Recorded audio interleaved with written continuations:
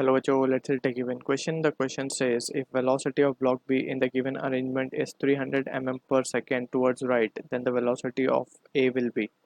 Option A 200 mm per second, option B 100 mm per second, option C 450 mm per second, option D 150 mm per second.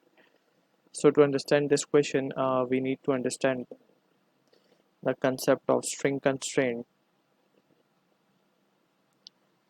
So this is the simple string constraint problem जिसमें हमें just constraint relation निकालने होते हैं and we can form the equation from there और हम solve कर सकते हैं इक्वेशन को. So simultaneously along with the concept we will look into the problem. So let's suppose हमारे पास एक सिचुएशन पहले रीड्रॉ कर लेते हैं. यहाँ पे हमारे पास ब्लॉक बी है. It is connected to a pulley and यहाँ से हम देख सकते हैं कि ये स्ट्रिंग लेंथ है हमारी एंड यहाँ पे ये है हमारा ब्लॉक ए.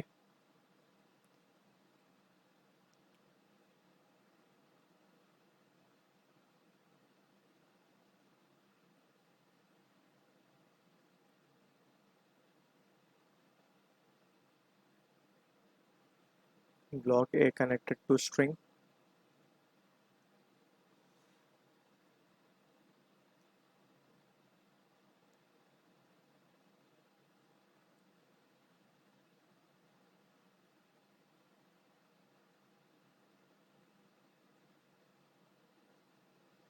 कुछ इस तरीके से. ये है ए, ये है बी और ये हमें गिवन है कि कुछ वेलोसिटी 300 mm पर सेकेंड से चल रहा है ये.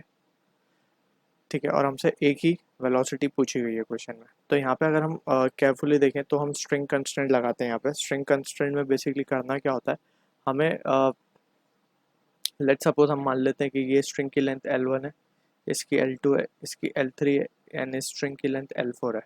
ठीक है, अब इन L1 L2 L3 L4 में हमें रिलेशंस निकालने होंगे एक के दूसरे के टर्म्स में. ठीक है, तो उसी लिए हम क्या करेंगे, थोड़े कॉन्स्टेंट्स वैल्यू डिफाइन करेंगे. लेट सपोज ये वैल्यू को हम मान लेते हैं y एंड यहाँ पे हम मान लेते हैं s टू बी x. ठीक है, अब हम रिलेशंस डेवलप करेंगे जितने पॉसिबल्स हो सकते हैं. तो यहाँ पे एक चीज़ हमारे को कंफर्म है कि जो सारी लेंथ मिलाएंगे हम L1 plus L2 plus L3 plus L4, ये total length of the string होगी लेट से कैपिटल L. अब L1 की अगर मैं बात करूँ तो लेट से L1 को हम ऐसे ही रखते हैं प्लस L2 को L1 के टर्म्स में मैं कैसे लिख सकता हूँ, L1 माइनस ऑफ x. तो ये कंस्ट्रेंट रिलेशन होता है कि हम इस तरीके से इसको चीज़ों को लिख सकते हैं. ठीक है, अब L3 की बात अगर हम करें तो L3 को हम देख L1 के टर्म्स में लिखना पॉसिबल नहीं है बिकॉज ये डिस्टेंस कहीं से मैच नहीं हो रहा है. ठीक है, लेकिन हाँ इसको हम y के टर्म्स में अगर लिखना चाहें तो हम क्या लिख सकते हैं, it can be written as L3 हमारा लिखा जा सकता है y minus of x. Similarly L4 भी वही लेंथ होगी, राइट.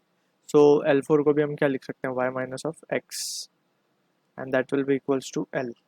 यहाँ पे हम केयरफुली एनालाइज कर रहे हैं तो ये पुली और ये जो ब्लॉक ए है ये एक ही यूनिट अगर हम कंसिडर करें बिकॉज बोथ आर अटैच्ड, तो L3 L4 को हम सेम बोल सकते हैं. ठीक है ना. सो ये एक रिलेशन हमें मिल गया. अब ये पॉसिबल रिलेशन को थोड़ा सा हम सॉल्व कर ले तो we can say 2L1 minus 3x plus 2y will be equals to L.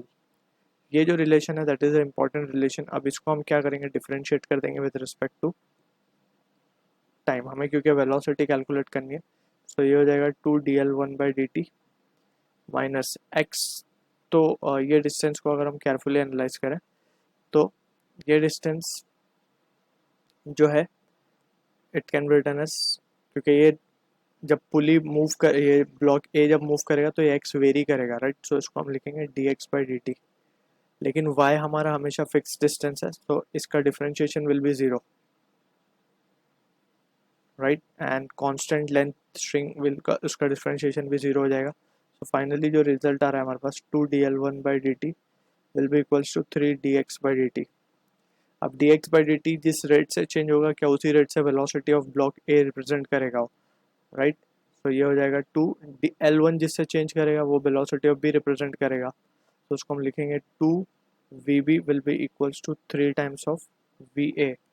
अब VB हमारे पास है 300, so 600 by 3 will be 200. Therefore finally we can say VA will be equals to 2 into 300 by 3, and that will be equals to 200 mm per second. So this is the answer for the question जो कि match होगा option A के साथ. So I hope you understood the solution. All the best.